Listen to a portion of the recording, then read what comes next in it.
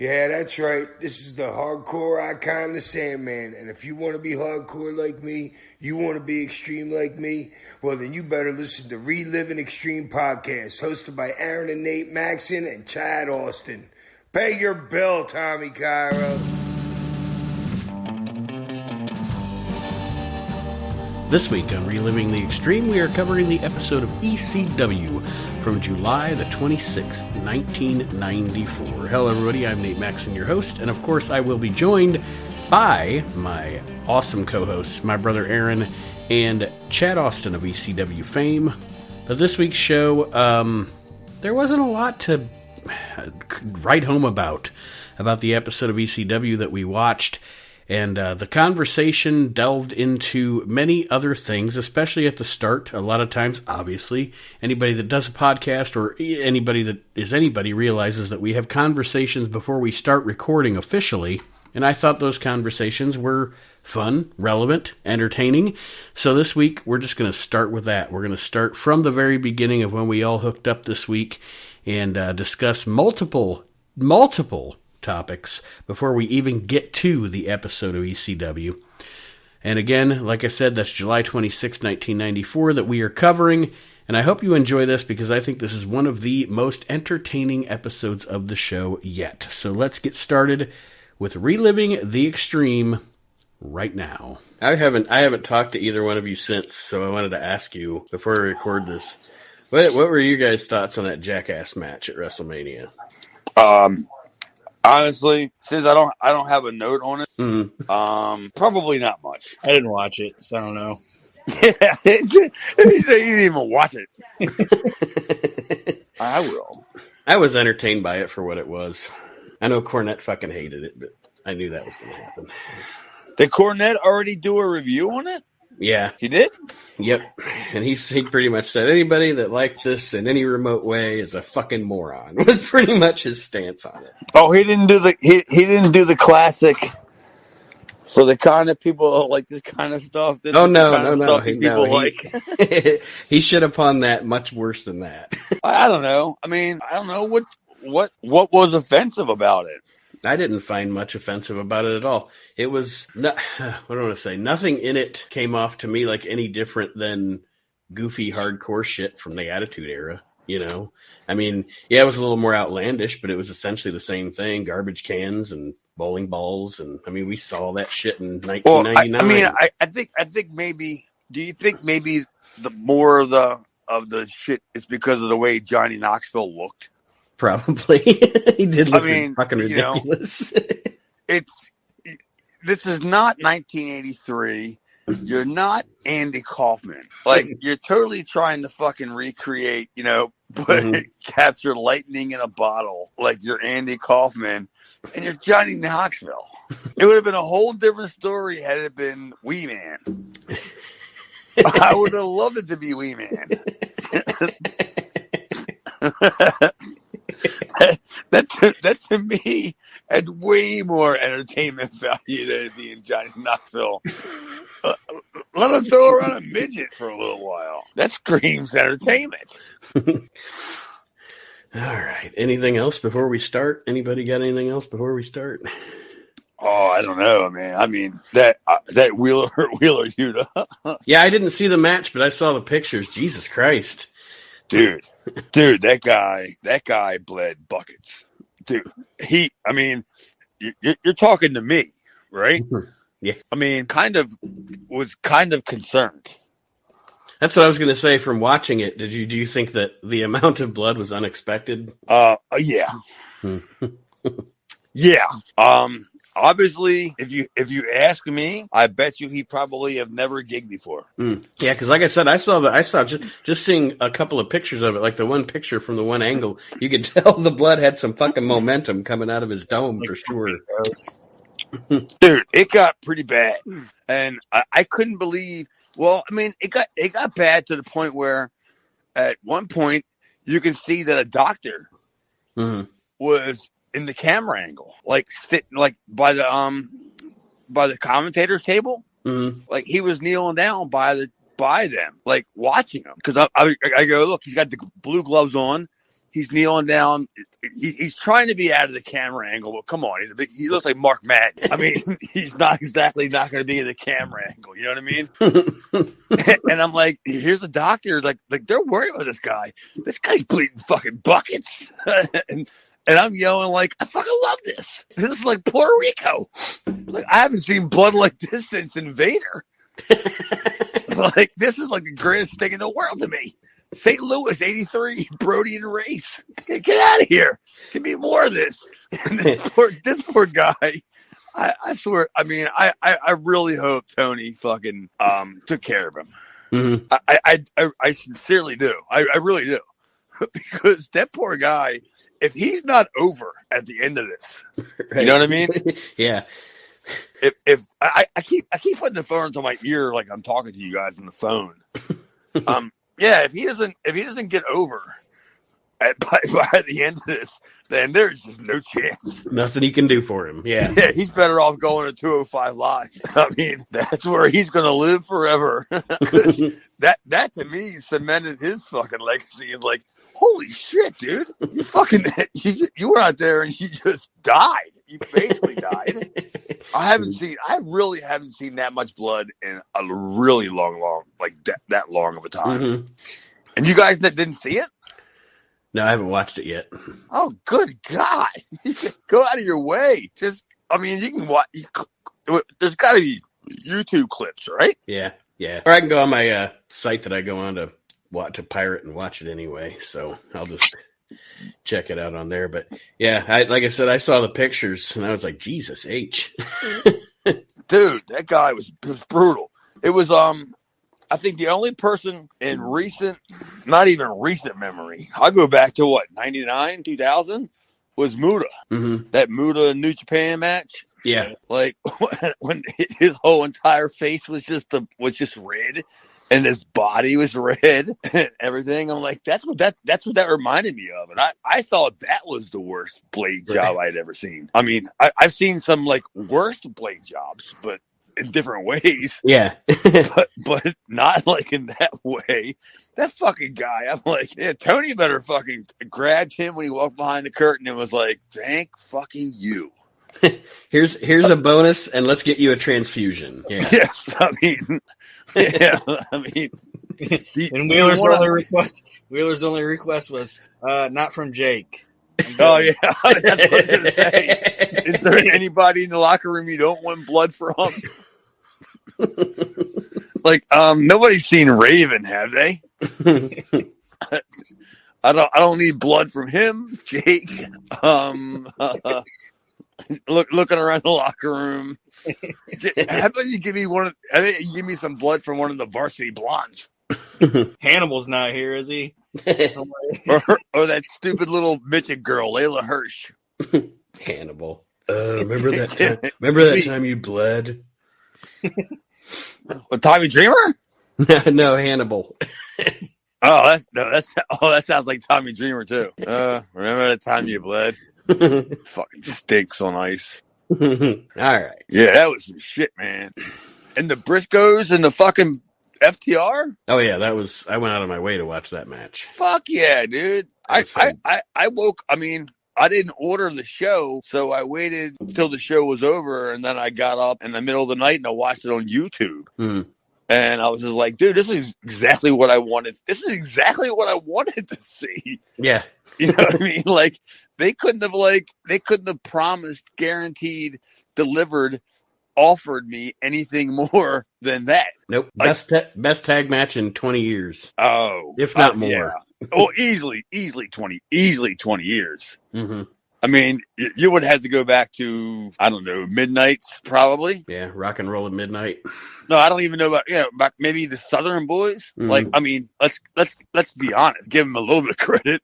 We're not going to go back to the Rock and Roll Express versus Coco Beware and Novell Austin. I mean, we're not going to go that far back. It doesn't have to be so far back. Boyd Pierce called it, right? Yeah, I mean, yeah.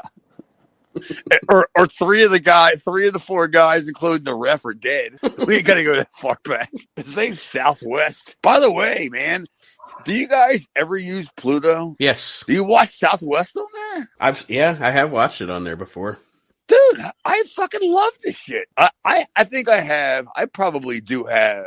I guess if I had to guess, 75% of Southwest TV, including at the end of Southwest when it became the Texas All-Star company. But dude, I still go on Pluto and I'll watch it every day. You're like, dude, this is so fucking bad. And how immature am I that I still laugh every time Stu Stack says El Santo Negro? I still giggle. I got this compilation disc set thing. It's the best of the '80s, and it's got Southwest, and it's hosted by some fucking Hambone and Ox Baker. That's who's hosting this thing. Oh, I have a couple of them.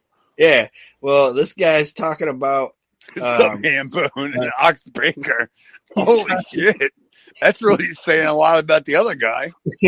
But they're talking about Tugboat, Fred Otterman, you know?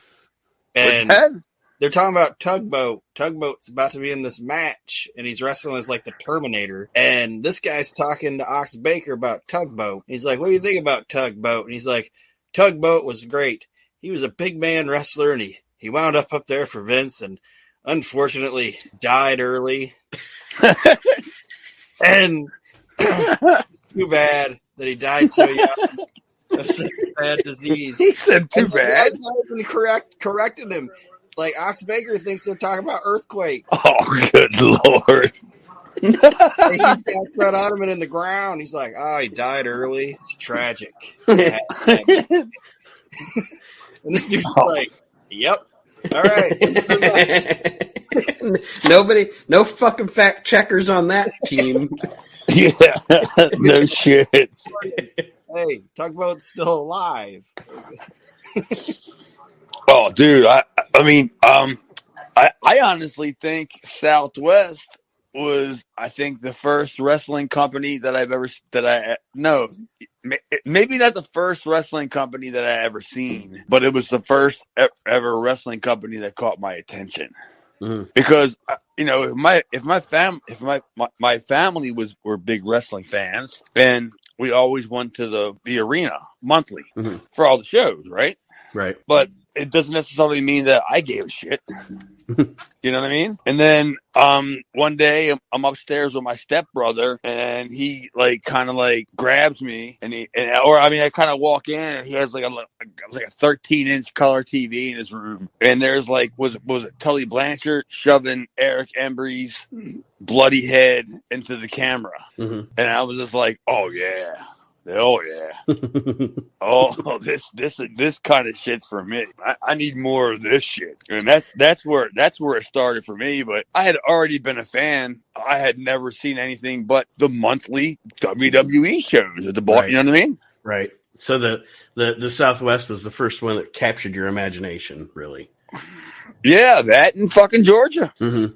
We had this little fucking channel. We had this channel in Baltimore, WNUV. I have we must have found it when it first came out. Literally first came out, because it only had programming for 12 hours a day.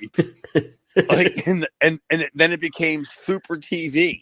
Remember that shit? Super TV. I don't remember that. No. It was kind of like they would only show Sharky's Machine. On a 12-hour loop for some reason. It would be like a pay service. You pay for it, and then you have to hook up this thing to your TV. Oh my God, I can't believe I'm old enough to remember this. You would have to hook up something to your TV where you had to turn it on. And it was basically like the internet before way before the internet. And then you got all these stupid goofy channels that had all these. Oh, it's the Head Sharky's Machine. That's pretty much what it had on it. I mean, whatever they could get the rights to, right? Yeah, and one of them movies where the dude his daughter gets raped. He's a detective or whatever. Mm-hmm. Mm-hmm. I can't remember the name of the movie, but he had 5 of them, and every single movie his daughter gets raped, and then he goes out and tries to find the killer or whatever. How about you have some ugly daughters? Or watch them. Keep track of them, Christ. Yeah, I mean, Jesus, I can't. What was that fucking Death Wish? Okay, yeah. Charles Bronson. Is that what it was? Charles Bronson? I think so. Oh, and people were all scared of him. The guy with the mustache. It's Charles Bronson. He had a mustache and a bowl cut. People were scared. People were scared of Charles Bronson. Get the fuck out of here. Well, I'm leaving this all in. This is the show. We've been doing the show for 15 minutes because this is good stuff. The show we're reviewing for the show this week for Reliving the Extreme is not good stuff. Is not good stuff. And it is the July the 26th, 1994 episode of ECW. But before that, I want to thank a couple of our listeners for actually sending in questions this week.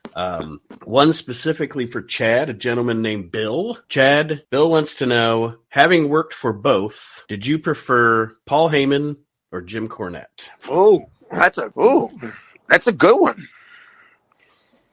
I'm probably gonna have to say Paul, only because I didn't work for Cornette enough. Okay. I would have loved to have stuck around. I don't know why. I mean, granted, if you look at my tenure in Smoky Mountain, it was kind of around the end of it, right?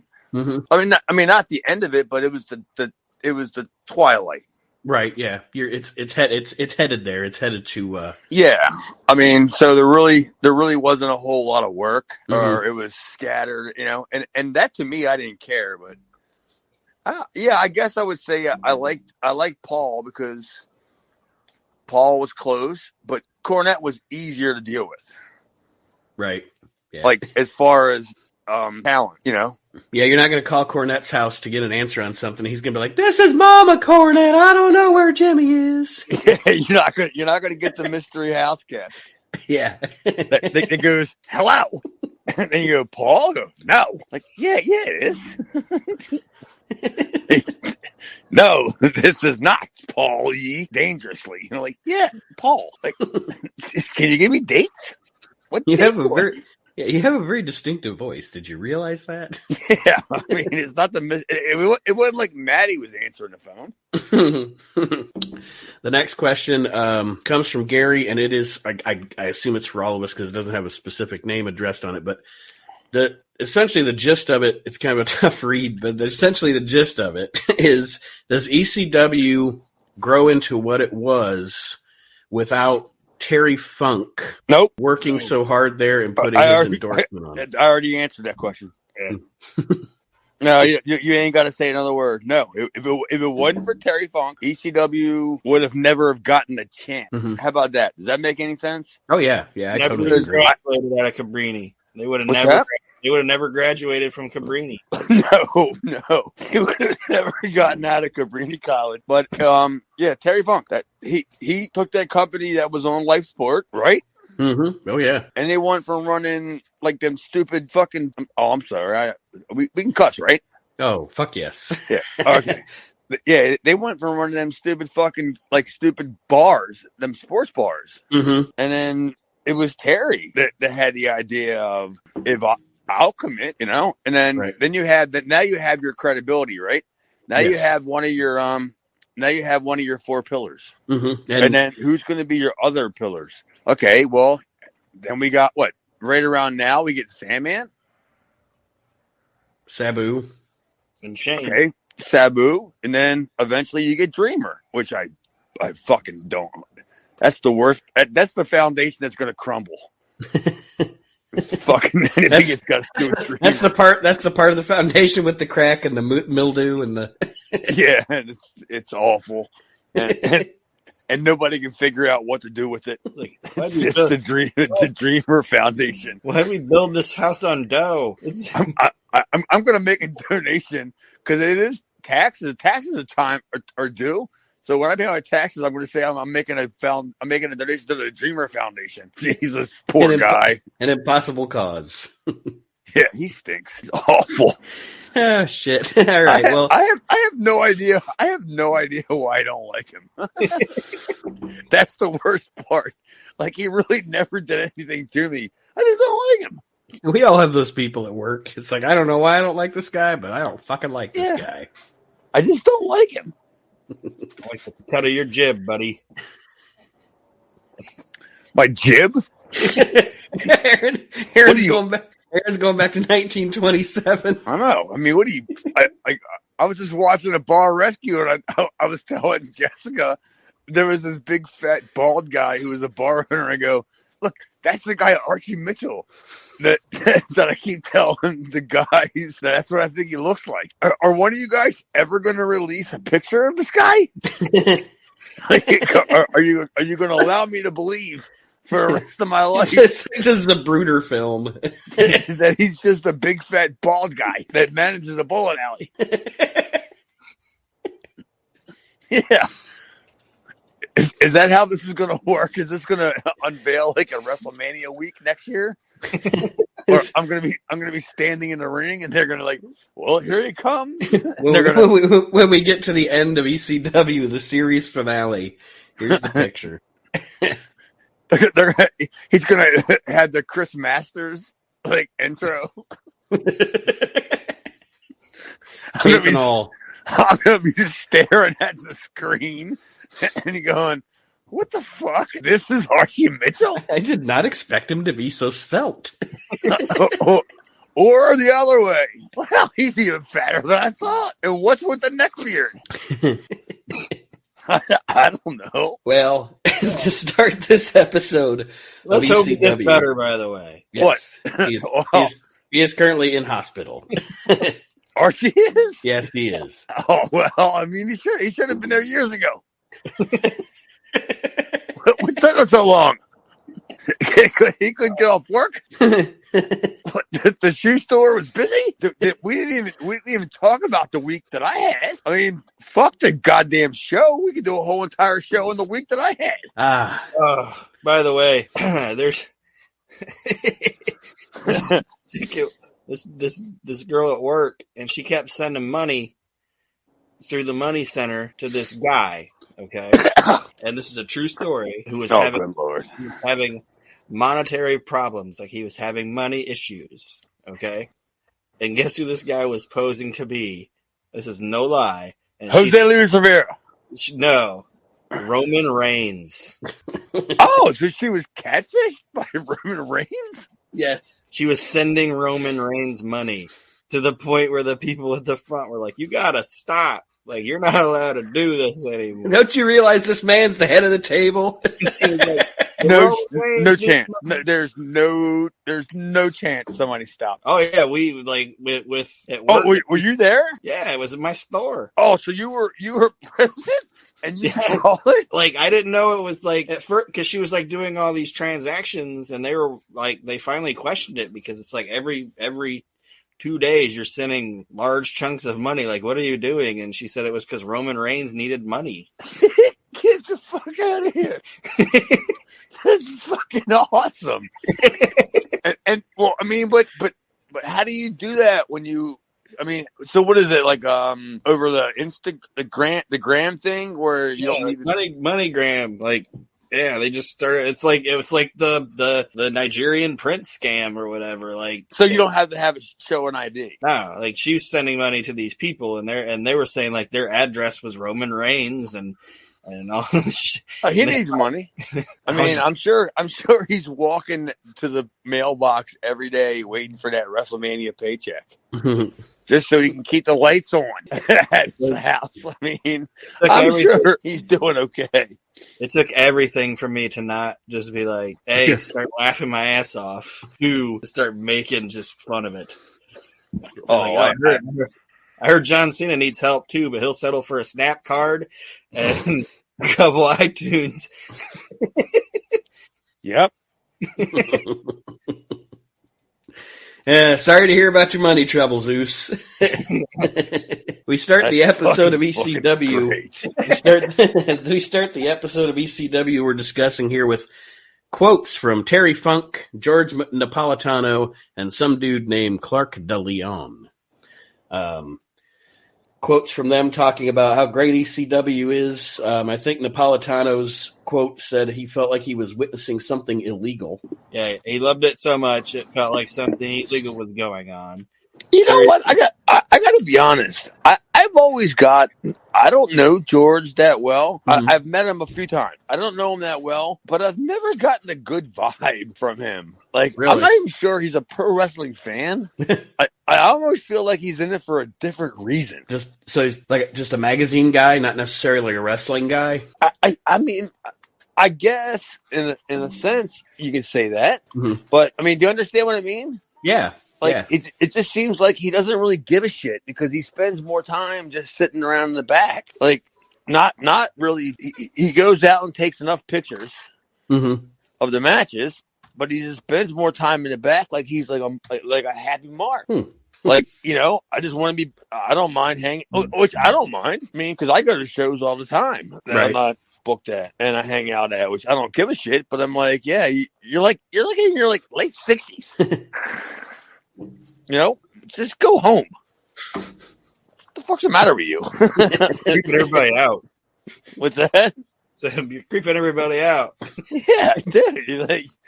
You're an old guy with a camera hanging around your neck when everything's done digital now. He's still got the old Casio. You got the big lens. He's hitting this button and it keeps popping out even further and further. It's like the Revenge of the Nerds. When they're looking into the fucking to the Mega Moot, whatever it is, the Alpha Pie House. Don't we have a show to watch? Yes.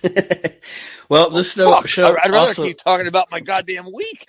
We start with footage that we've already seen of 911 confronting Mr. Hughes. Then we get a promo from Paul E. putting over 911 as he starts hyping the August 13th, 94 show that's coming up at the ECW Arena. Pretty standard here, not really anything to write home about. No, just recap 911, Mr. Hughes. Yep. My video with 911.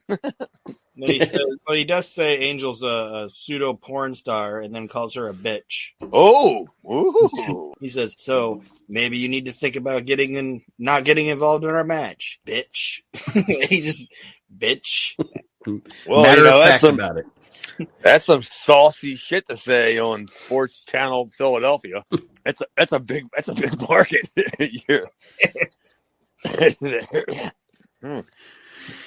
The first match that we get on the show is Taz versus the Tasmaniac, whatever, versus Hack Myers.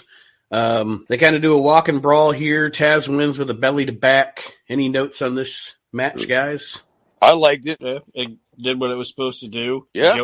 Joey called Taz a creature. He said, this guy's a creature. Yes, he did. I can sit here half a day and tell you that I'm not a big fan of Hack Myers. You know, we were friends. We were not friends. We had our disagreements and everything. Mm-hmm. But I would never deny him his credibility of how good of a worker he was. I thought he was so good that he never really got the chance that he deserved. Mm-hmm. He for his size, he moves really well. He never looks sloppy. Nope. He wasn't in shape. But he wasn't an oddity either. Right. Yeah. And I always liked Hack. And I wanted Hack to fucking succeed probably more than I wanted to see me succeed. Because I heard the people getting behind Hack at the beginning. And I was like, dude, this guy's going to be a star. And you know what his dumbass did? He fucking moved to Florida. I mean, he moved to fucking Florida. Like, he's getting a push. Right. He's in line to get a push, and he's starting to get a push. And then all of a sudden he up and moves to Florida. Was there ever a reason given for that? Did he ever tell you why he did that? No, it was probably economics and his family probably moved to Florida. Mm-hmm. So he probably went with the family, Right. Follow the herd. Yeah, it was what it was. And ECW in Florida, we all know how that went. What was it? I went down there and worked, and what was it? Four weekends, and that was done. That was 96, right? Yeah, but I went to all them shows, and I wasn't used once. Jesus Christ. I was staying in Knoxville, and then I stayed at my friend's house in Mobile, and then I drove to Florida, and I went to all them shows, and I'm waiting. I'm looking at the lineup. I'm not. There's a battle royal. I'm not even in it. What the fuck? I'm like, what do you mean, Paul Loria? And they probably flew him in because he's friends with Mikey. I'm like, they didn't even use me. At least, I mean, I guess they figured he could just ride up in the luggage overhead compartment. Paul Loria? Yeah. Mikey carried him in his fucking carry-all. Yeah. Guys. Knocks out the bag. Jesus, what are we going to do a show about Ozark Mountain? Because at least I had some good times there. This ECW stuff is killing me. Reliving the Zark. That's what we're going to call it. ECW was literally, I have to be the only person to say it was the worst time of my life. I've never seen anything so unorganized. It was so unorganized that it was like chaotic. You know I was going to say, there are times where you read stuff or hear interviews or whatever about it, and you think to yourself, I don't even know how this thing survived as long as it did. You know? Oh, it had to be on. I mean, my guess it had to be a credit. Todd's credit. The Heyman Hustle. Well, that's what they call it, right? Yep. Yeah. I don't know how it survived either, man.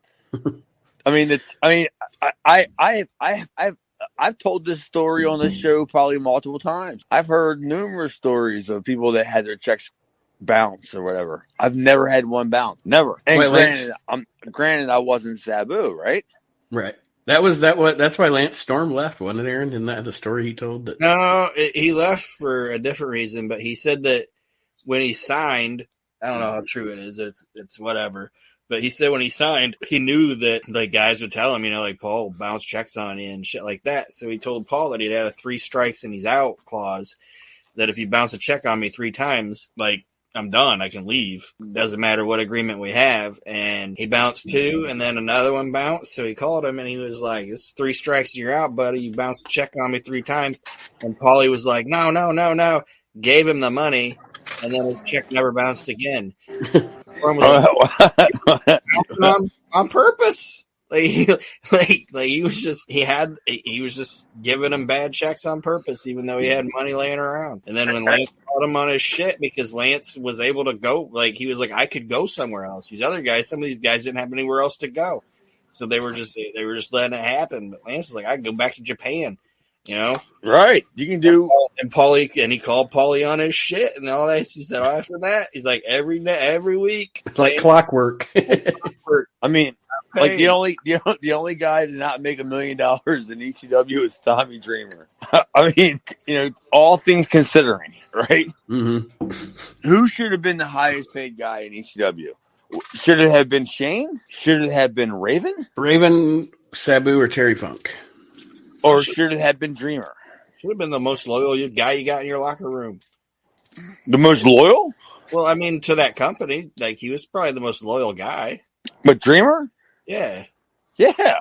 I mean, and believe me, I don't like him. I think he's a fucking idiot. And I'm like, yeah, why the fuck did you stick around? Because even after, when you started seeing guys like me fall off, I'm on the low end, right? Just on the grand scheme of things. Right. I'm on the lower end of the payroll kind of thing. And then you see guys like me fall off, not show up anymore. The Keith and Kyle Shearers, who are the same people. People like that, then you're like, we're not coming up anymore. Right. Because you're not fucking paying you're not paying us. And then you want us to pay for our own trans to Florida? Except Paul Loria? What the fuck? The giant killer. What, because he beat 911? Well, speaking of Dreamer, more recap championship wrestling here. We recap what we saw last week, and they showed the whole fucking thing. But anyway, we recap Dreamer and Sandman from last week with a Sandman woman promo following that, and then a promo from Tommy Dreamer on being NWA Rookie of the Year, being trained by the Funks, and wanting to get revenge on Sandman and Woman from last week. I don't have any other notes on this because, like I said, we just essentially watched what we watched last week. Well, who do you think was more offended? Johnny Rods? Because wasn't he the guy that trained Tommy Dreamer? Yes, he was. Yeah. Do you think Johnny Rods is sitting at home somewhere, watching WWE on Peacock, his old matches where he gets beat by Tony Gurria for the sunset flip? And he's like, what do you mean? Like, I trained you to be the best of the worst. and that's what he either that or in 93 and 94, he was like, "Hey, Tommy, can you do me a favor?" And he's like, Yeah, what? He goes, Can you tell everybody the Funks trained you, please? I don't want to do that. This Johnny Rods guy, I mean, what, Barry Miguel Cicluna? He was too busy to train you? So you had to go with Johnny Rods? I mean, didn't Frankie Williams have a wrestling school? In Columbus, Ohio. Yes. I'm from Columbus, Ohio. I'm not afraid of nobody. That's my favorite angle of all time. Frankie Williams being from Columbus, Ohio? No, yeah, that Piper's Pit. That's wonderful. That's my favorite angle of all time. Piper's like, "Oh, you're from Columbus, Ohio." Yeah, but he totally fucks up what Frankie says because he says, "I'm from Columbus, Ohio. I'm not afraid of nobody." And he says, "You're not afraid of nobody." And then he goes, "I got no room for nobody." And Piper's like, "What?" He botches it and says whatever he thinks that he said because he couldn't understand what Frankie Williams said. What did he say? I got no room for nobody. Is that what he said? Yeah, I got no room for nobody. What the fuck is that? What does that even mean? Yeah. I got no room for nobody. You got no room for nobody. Dude. I got all of these people in my house in Columbus, Ohio. That to me, that is my favorite angle. I got the Mama Williams, the Daddy Williams, Grandma Williams. They're all here. I bet you I probably YouTube searched that. If I went on my TV right now and put on YouTube and I go to search, it would be in that little thing on the left hand side of most search things. It would be a Frankie Williams Piper's Pit because it's so great when he starts beating him up, and then Vince is like, "Ow!" And then what does Pat Patterson says? "Oh, brother." Oh, brother. Yeah. Dude, he starts clobbering him, and he's just like, and then what a lot of people don't know was they had a match the next week. Mm-hmm. On TV, like they advertised it for the next. I mean, I don't know what you guys got in your area, your market, but yeah, we got it where it was advertised that next week it was going to be Piper against Frank Williams. That was still All-Star Wrestling, wasn't it? At that point, I want to say, yeah, it was definitely the end, and probably the intro and outro was Thriller from Michael Jackson. Oh yeah, it was definitely that era. Totally. But for them, the promo of the match that next week is going to be Roddy Piper against Frank Williams. I remember my stepbrother watching it on that little tiny TV going, "You're fucking kidding me." And then Piper beat the tar off of him. Like, he beat him up like it was the We Are Yuta. Dude, he did. And then it's like, what did you expect? I mean, it wasn't like we had, like, me and my brother were probably 13, 14, somewhere in that, probably around there. Mm-hmm. And we're watching the TV going, there's no chance Frankie Williams gonna do anything against Roddy Piper. He's gonna get murdered out there, and because he's from Columbus, Ohio. Sure enough. He should be delivering pizzas. Didn't we have a show to watch? The next match on this show that we watched. That's the name of the show this week, by the way. Didn't we have a show to watch? Don't we have a show to watch? The next thing here on this show that we did watch is The Bad Breed against Donnie Allen and Joel Hartgood. Can you skip over a whole bunch of stuff? No. I didn't. According to my notes, I mean, I must have wasted my time because I got a whole bunch of stuff here that I don't remember us even talking about. Sandman kills everyone. More recap. Sandman promo. Now Bad Breed squash. Yes. And Joey is talking during the match about the Bad Breed versus the Public Enemy having violent matches around the horn, essentially. And the Bad Breed wins this match with a Doomsday device. Again, not a lot to report. Just happened. Yeah. You see the sign? No. What's the sign? The crowd said, the sign in the crowd said, Donnie Allen, is he a man or a midget? I did not see that. So what is there a Facebook poll or something? Is it still active? Because I'm up in the air. I might have to sleep on this. I was like, they're implying a midget isn't human. I love Donnie, man. I can't. I mean, I can make fun of him because I make fun of everybody that I love. But yeah, Donnie was like me, man. You know, He was just hanging around to see what he was going to do. Just whatever it is, you know. Maybe you'll get something, maybe you won't. And he always takes great bumps for the guys, and he always sells good. And he's a perfect job guy. He was, and that's a compliment. That's a high compliment. Oh no! Me and Donnie, we took we bonded over that shit because when you're considered a job guy, like we were, we weren't contracted or we weren't making big money. We were show to show basis, and they may use us, they may not use us, but me and Donnie always hung out together. Not we didn't go out after the shows, but we always dressed together because we knew our role. Right. I wasn't going to walk over and unpack my suitcase next to Sabu. Can you move over a little bit? Can you give me some space, Boo? Could you get your baggy pants out of my way? Yeah, I mean, hey Shane, enough with all this fucking the hanging stuff. Get all his clothes out of here. I'm trying to dress here. But me and Donnie would always have this little corner, this little jobber corner. Later on, Dino Gabardi, whatever his name was, Gasendaloff, whatever. He would be literally it became a jobber's corner. Joe Hartgood became one of the jobbers guys. We really could have had a reality show. I was about to say, imagine back then if you guys would have had the a YouTube show or something. Yeah, it's the jobber's corner. This is where we all hang out, and they wait for somebody to yell your name, and they point at the guy that's going to beat you up. You're sitting there and go, Chad. You get up and you go, yeah. And you go, him. Camera zooms in on 911. Yeah, it's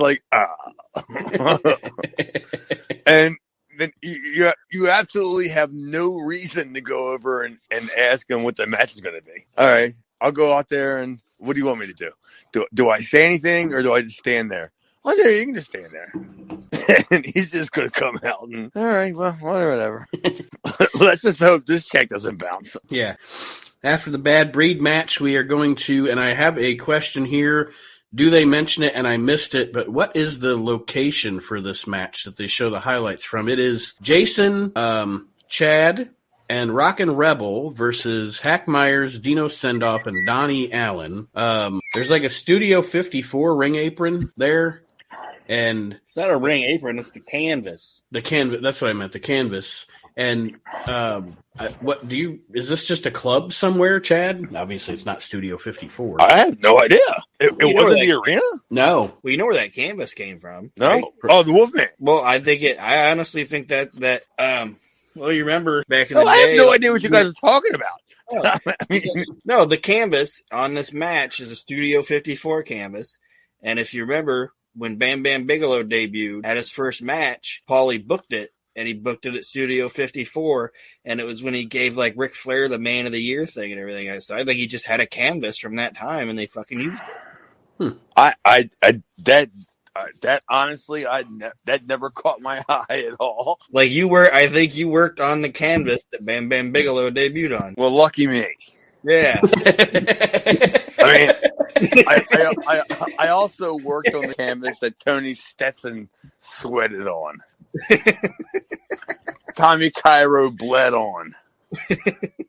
I mean, thank God. I'm just saying. I have a bucket list and all, but that wasn't any. So that, like I said, I guess you don't remember, Chad, where this, but it was definitely not the arena. It was because it said Heat Wave Tour. Heat Wave Tour. Heat Wave Tour. So that was 94, right? Yes. Oh, okay. We did. Probably that fruit stand they kept going to. I think that was Delaware. Okay. I think it was Delaware because I remember that was the first time. It was Jersey. It was on the boardwalk. Was at the arena was me and Mikey, and then the next night was at the boardwalk in Atlantic City was me and Mikey, and the next night was I think the show you're talking about. Okay.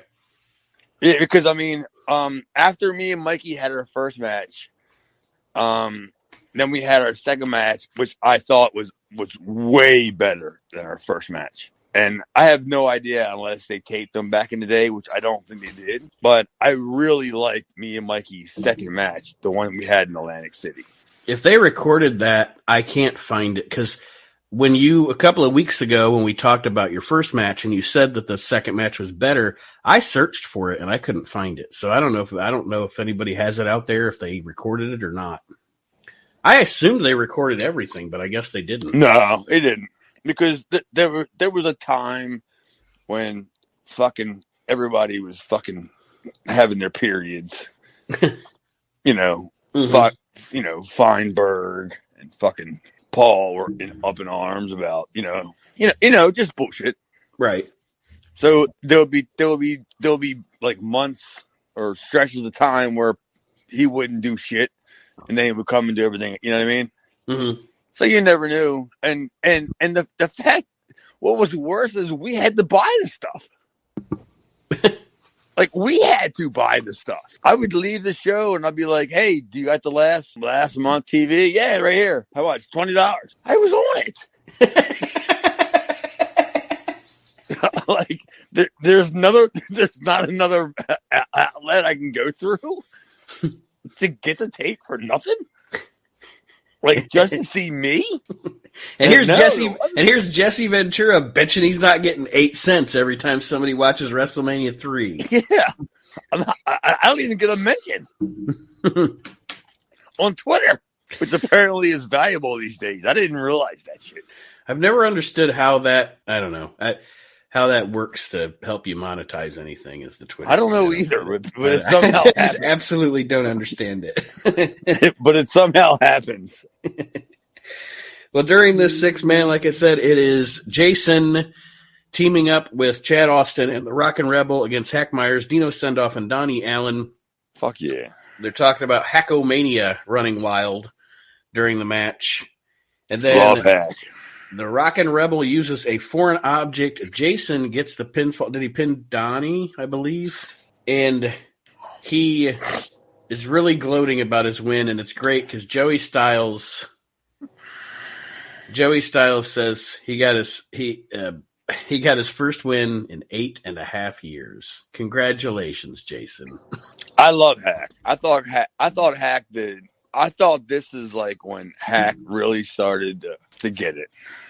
Mm. Because we got him in. We got Hack in, and then we kind of we all went our separate ways. You know what I mean? Right. And he stuck around. I said, fuck this. I'm going. I'm leaving. I'm going to fucking Smoky Mountain. I'm going to Memphis. Anywhere but here, right? Yeah, I'm going. I'm just leaving this shit. But he stuck around and he got what he deserved. And he would have been a bigger star had he got paid. Mm-hmm. If Paul would have paid him, I bet you he would have stayed till the show was over. You know what I mean? Yeah. But no, he didn't. And then we lost him. And I don't even know how he died. I honestly don't either. To be honest with you, I don't think it was a drug overdose because we were friends and I never knew of anything about that. But it seems like something like that would have stuck out in your mind if you know what I mean, if that was the circumstances. Yeah, I don't know. We'll have to look. We have to get Archie Mitchell to get on that. What's the matter with him? Get his expertise. Let's see. On November, let me see. He had brain surgery. Archie Mitchell? No. Hack had brain surgery. Hack had brain surgery and died from complications of said surgery. Well, he had brain surgery. Isn't that kind of like one of the circumstances, like going in? like this could possibly happen. Yeah. You got one or two options. It's going to work or not. Or it's not. It's a wow. fitty. I mean, did you look that up? Is that Aaron? Yeah. He died of complications from brain surgery? How hard is that? It's not brain surgery. No. It kind of is. Yeah, dude. Get the fuck out of here. He was only 42 years old. Maybe they ought to stop working on brains. Good Lord. He died, and the lady was like, what happened? He's like, and brain surgeon was like, back off, lady. I'm not a rocket scientist. But I play one on TV. Apparently a hack was doing surgery on hack. Yeah. I'm not a doctor, but I did stay at a Holiday Inn Express. Holy shit. I know, I can't believe that. I thought, I knew Hack didn't die of drugs. I mean, because he was a friend of mine. I just knew that wasn't it, but I didn't know it was something that bullshitty. Mm-hmm. Wow. Just so random, yeah. That's what I call bullshitty. The next segment of the show, I was a terrible host because I fast-forwarded through it. I couldn't stand it from the beginning. So this whole Public Enemy thing, once it started, they're doing their promo. The music was too loud. Oh my God. The overdub was too loud. It was essentially just a recap of everything they've done since the beginning of fucking time, and I didn't watch it. I'm sorry. Bad Dude, host. seriously. How loud was that fucking music? It was annoying. God damn it. Get me out of here. The only thing I put is, why were they sitting so close together in those tiny shorts? Rocco was almost sitting on Johnny's lap, and they were just wearing tiny shorts. I don't know what they were doing. He was Rocco the puppet. Yeah, it was almost like he jumped in his arms. I was like, what is going on? But if you guys pulled anything from this other than Aaron's obvious observation, I didn't even bother watching it. Johnny was like, "Hey Rocco, come sit on my lap. We'll talk about whatever pops up."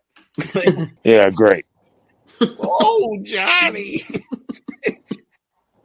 A Public Enemy, man. At this point, I don't know. I don't know what to say about him, because aren't they supposed to be like headed towards being like one of the greatest tag teams in the world? Supposed to be. Isn't that right? Mm-hmm. They're also like somehow, some way, I'm supposed to be scared of them, and they look like a couple of fucking clowns. That's all I'm saying. They look and act like a couple of fucking clowns. They're not intimidating. I would just love to take my time machine and go back to, what is it, 1994? Mm-hmm. And find two grown men that are dressed like that.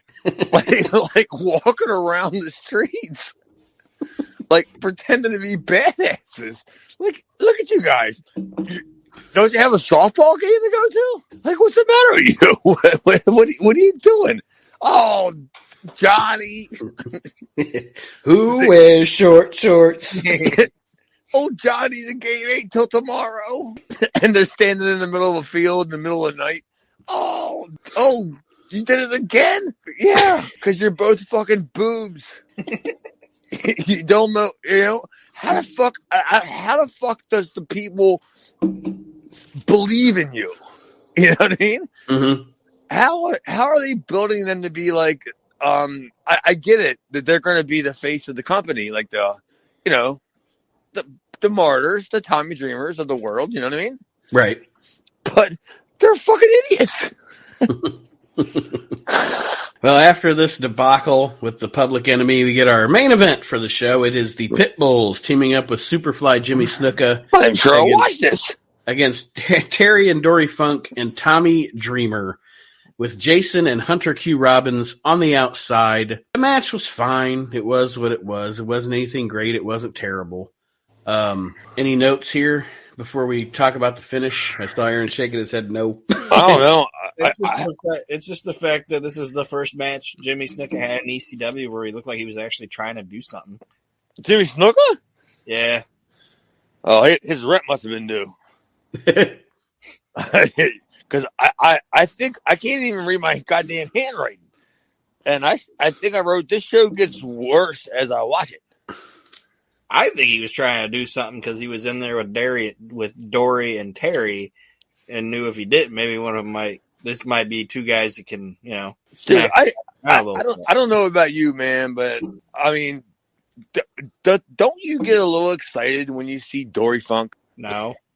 I mean, like, not that because he's still alive. You don't even get like a little excited? If I saw Dory, I would stay as still as possible because I wouldn't want to give him a heart attack. You wouldn't excite him? I wouldn't want to startle him. Like, you wouldn't take a Polaroid? Yeah. Oh, Jesus Christ! I'm gonna flash to. Oh my God! He'd fall down. Oh, come on! When you see a Dory Funk when you see a lemon-headed Funk out in the wild, it's like a deer.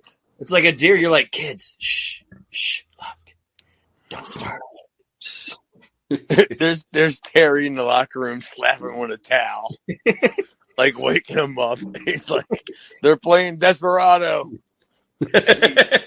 He's just slapping him with a towel. And Lemonhead Funk's gotta wake up. Yeah. But yeah, if you see him out in the wild, you just observe, Yeah, but it'll still fuck you up. I know. That's the worst part about it. Like, you run into him at a Golden Corral and you take his sausage link, the one he was trying to grab, and then you look at him like, shut the fuck up, old man. And then you realize, all of a sudden you're in a chokehold.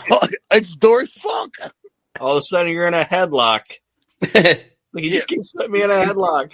But it's not by him, it's by Osamu Nishimura. or one of his stooges that's probably getting the sausage links for him. Like, I don't think Dory Funk does anything by himself. It must take 4 people to get him to his car that he's not even going to drive to the store. Like I said, weekend at Bernie's. Dude, we had to figure out a way to. We had to get Archie Mitchell on this. I'll figure out a way to make a movie, a weekend at Dory's, but he's still alive. That's the gimmick.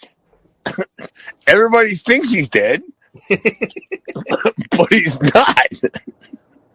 So in order to prove it, we got to take him around and do all this stuff. He's still alive. And by the end of the movie, it's proven that lemon-headed Funk is funny, is smarter than everybody because he's just acting dead, so people do shit for him. Yeah, he ain't got to do nothing. Yeah, he's like, I ain't wiped my own ass since '89. I haven't worked out since 1984, and my best matches were against Rufus R. Jones. And he goes, I don't know shit. And people would just do shit. Yeah, I'd be a lackey for Dory Funk. Would you? Poor guy. I mean, he's not the kind of guy you want to take to the Applebee's and get stories about wrestling business. He's not going to know shit. He's going to remember what he got like at the grocery store. Or my wife told me I had to cut the grass. Like, no, I want to hear about Amarillo. Armadillo? He's going to think you're talking about a drink. What about an armadillo? What? I'll take an Amarillo sour. Yeah. Is that what you're talking about? Dude, it's incredible. I don't know how that guy is. I don't know. I'm not convinced he's still alive. It's going to take a lot. The end of this matchup results in the Pitbulls accidentally clotheslining at Jimmy Snuka and Tommy Dreamer getting the pin on Snuka. After the match, I don't want to curse us by saying maybe this is finally the last of Hunter. But Hunter Q. Robbins berates Jimmy Snuka, hits him with his cane. Snuka beats him up, building that they've been building this lackluster thing for weeks, where Snuka finally cans Hunter Q as his manager. And the Pitbulls attack Snuka, and Taz comes to make the save. So then we get Taz and Jimmy Snuka standing face-to-face in the ring. I think they're trying to build this as like a passing of the torch kind of thing from Snuka to Tasmaniac. Oh, yeah. I mean, do you think? Cocaine Cocaine's in the dashboard, brother. What do you think? Snuka's 45? Easily. Right? Actually, being generous. And Taz is probably 30? Mm-hmm. Maybe 28, 30? Yeah. And Paul saw that as clearly a viable way to get rid of the old, get in with the new, without making the old look bad. Yeah. Just looking it up, Snuka was born in 43, so at this point he is 51 years old. I don't believe any of that. I mean 53, but I don't know what the first two numbers were. It could have been 1853. That motherfucker, I don't even know. He don't know where the fuck he's at. He looks exhumed. I think he has a better memory now than he did then. And he's not even alive, right? They don't have medical files in the cliffs of Fiji. Isn't he dead? Yeah. Yeah. He probably remembers more now than he did when he was alive. He's just laying there going, "Oh, brother," and then eventually he'll get to me. "Oh, Chad Austin, brother, I pin you with a suplex." That's great. Thanks, Jimmy. Highlight of Chad Austin's career. All right. That's why I can't sell a best of. Is that the last match on the show? It is. The last thing that I have a note of here is Shane Douglas cuts a promo on 911. And thank you, Mr. Hughes, for ending the show by mentioning The Undertaker. Yeah, 20 seconds in, Lex Luger, Lawrence Taylor, and The Undertaker. Dude, like, what if you worked like a whole bunch of other people? Just say he did shit with like Bob Costas, Howard Cosell. Just imagine the list. If he had the opportunity to run down the list of all the guys that he did. Richard Dawson? Regis Philbin? Let me tell you something, gentlemen. Geraldo? You don't know who you're dealing with. Nelson Riley? Morton Daddy? Yolanda Watts? You don't know who you're messing with. Oh, holy shit. You have many talk shows. Montel?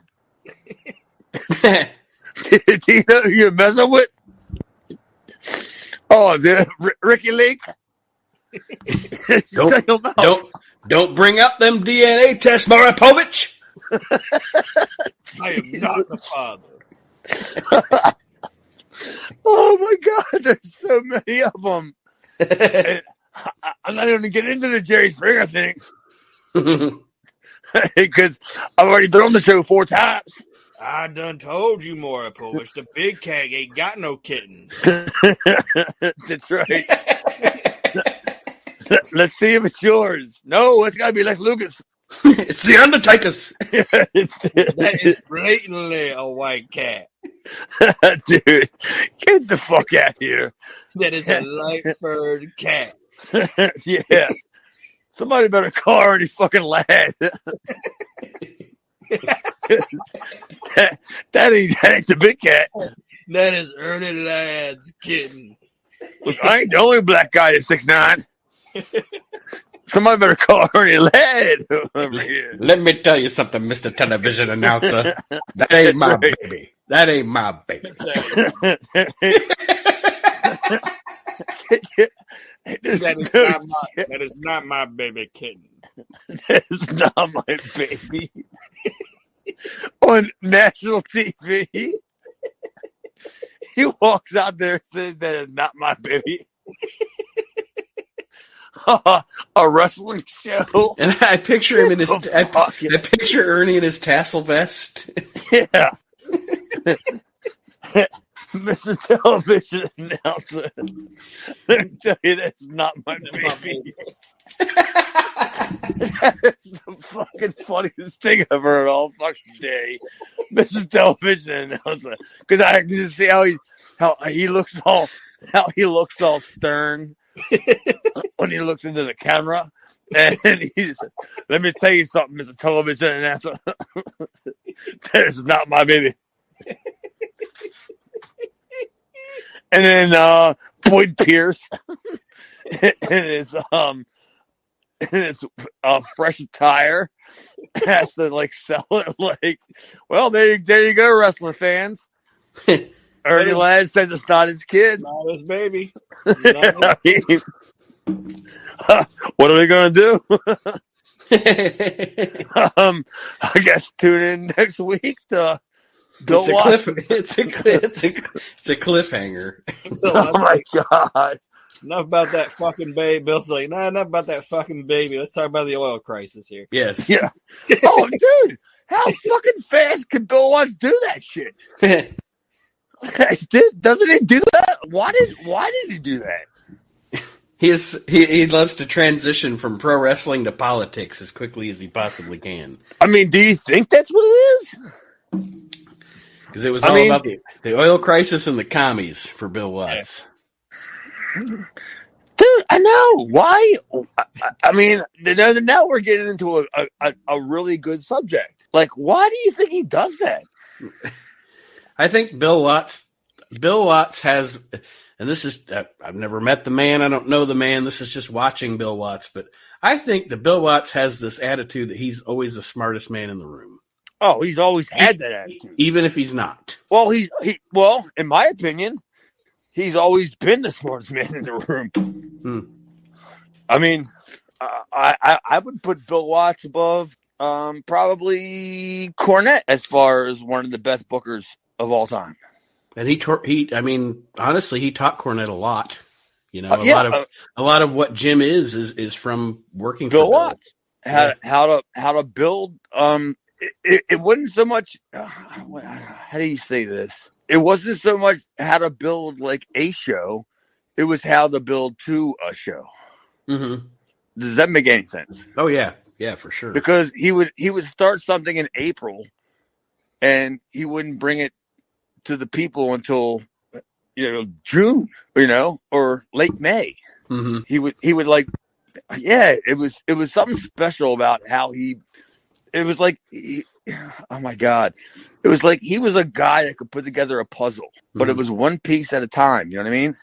Well, that's why I always thought, and you guys can disagree with me if you think I'm wrong, I always thought that it was a big missed opportunity in 95 when he worked with Vince and then left. And the reason I say that he left so quickly is because I think Vince McMahon's greatest talent is knowing how to build or what a card should be. What should be the main event? What should be, he can build a card, and then Bill Watts is great at building to said card.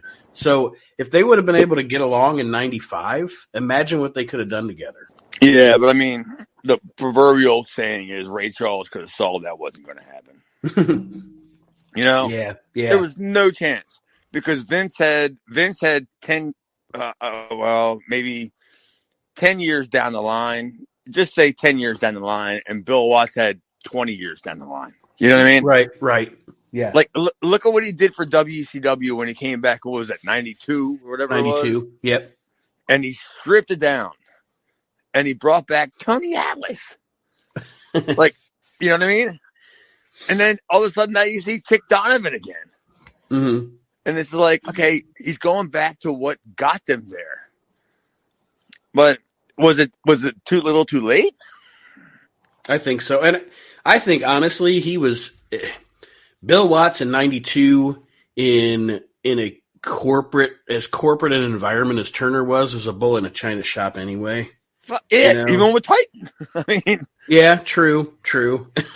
and Titan wasn't even like that corporate like Turner. You know what I mean? Mm-hmm. They still had protocol because they were a corporation. You couldn't I mean, wasn't he accused of being racist and shit? Yes. WCW.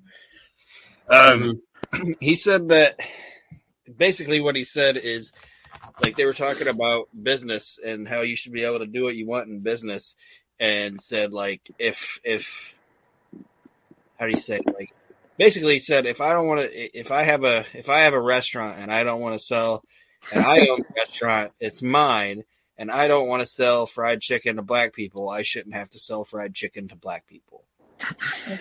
But that's not what he said. Please tell me that's not what he said. Yeah. It is what he said. Yes. That's what he said? Somebody showed it to Hank Aaron. And Hank Aaron said, I don't like that. Oh, see, now who's being racist? Like,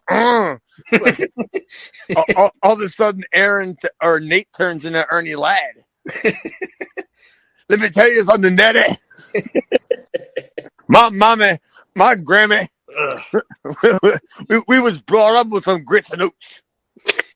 This is the only podcast in podcast land that can go take a paternity test of illegitimate kittens between Ernie Ladd and Mr. Hughes and do a discussion about the downfall of Bill Watts. Well, we're getting to the bottom of this. And it's too bad we're nearing the end of the show. Like, this is an onion. we got to pierce them. Come on. Next week it's going to be a whole episode about Bill Watts. And we're supposed to be talking about ECW. Yes. Well, wasn't he somehow involved in ECW? Well, his son worked there. Well, okay. Well, there we go. It's still about ECW. What, wasn't he going to buy it or something? No, that was what's his name? This Crockett. Mm-hmm. Yeah, he was going to buy it. Yeah, him and Paulie did that pro wrestling. It wasn't Pro Wrestling USA, was it? That they did in 90? No, that was Vincent. That was like Vincent Verne, like Vincent NWA or. Yeah, I don't remember but there was a thing with Heyman was working with Jim Crockett. Oh no, that was the World Wrestling Network. Yes, that's what it was. Yeah, that shit sucked. It sucked so bad that they only had one taping. Like, they had one TV taping, and it was all the same matches that were at the ECW arena, but it was in a different building. And I'm sure when you consider the personalities involved, it probably, I don't see those guys meshing anyway at all. Oh, yeah. I mean, it was a classic case of, I don't think anybody in the locker room, I want to say by this point, I was relatively gone. Mm. I was making sporadic appearances because they were running more and more up in New York and like Massachusetts, and I wasn't doing them trips. Right. And like, not for that money, I wasn't doing that shit. And I had branched out, but it was just like, everybody knew they weren't going to get along. There was no way. How was that going to work? That's like oil and vinegar. Yeah, because Crockett is willing to spend X amount of money, and Paulie's telling him, well, I need this amount of money if we want to do this, because we have to bring in these people, but it's the same people he's bringing in. Right. He's just trying to get Jim to pay him more, Like, now Sabu's like $2,000 instead of like $500. You know what I'm saying? Yeah. Because, this guy's got money. Mm-hmm. And Jim Crockett had been in the business long enough to realize, or to know that he's not a money mark, or when somebody's trying to use him as a money mark, I guess you'd say. Oh yeah, I mean, you're only going to sit there and write checks out so long before you realize there's nothing coming in, mm-hmm.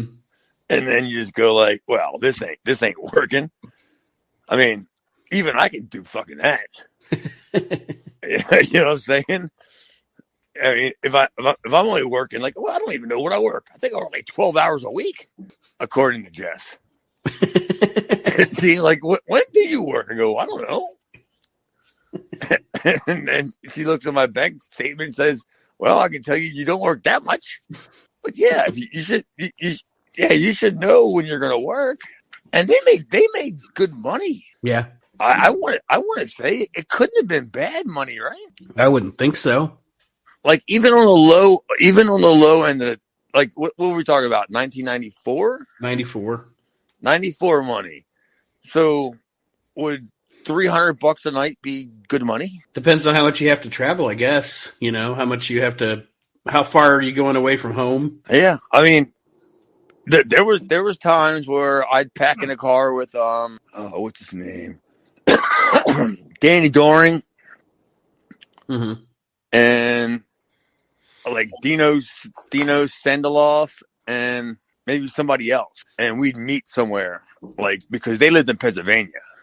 And then we'd meet somewhere and we all get in them. Probably either I like driving because I don't want to be in somebody's car that I don't trust. You know what I mean? Yeah. Wind up somewhere you don't want to be, doing shit you don't want to do. Or I don't know if he's fucked up or you know what I mean? Right. Like I'll be in control of this car because I know I'm going to get there. Yeah, that kind of shit. And then we just split trans, and hotel was like $75 a night, and you're only supposed to put 2 people in the hotel room, and you got 4. Right. So you end up spending $25, you know what I mean, a person or whatever. Yeah. ACW was something else, man. I mean, and week after week, we will continue to discuss it. We're going to put a wrap here, put a bow on this episode of Reliving the Extreme, which ironically, even though the show we watched wasn't great, this might be the longest episode of the show yet, which is why I love it. Aaron, probably one of the best ones. Yes, probably. We didn't even hardly talk about ECW. Aaron, any parting words for fucking shit stinks. Wait till RVD gets there. And then we'll have something to talk about. We know. How about this? Wait until Hack Myers leaves. Then maybe we'll get something good because it's right around when Hack Myers leaves. It's when ECW starts getting good. Because I'm not going to lie, I already cheated. I already watched ahead. Aaron? What? Parting words? Just thanks for listening, and hopefully by next week we get the results of the paternity test of those kittens. Shut the fuck up. The kittens. Stupid. Enough already. You really want to know. I'm really concerned about these fucking kittens. Thank you, everybody, for joining us. And join us next week again as we continue reliving the extreme. Have a great week, everybody.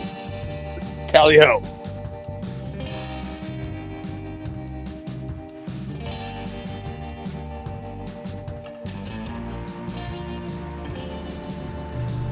Reliving the Extreme is a production of Maxson Media, all rights reserved.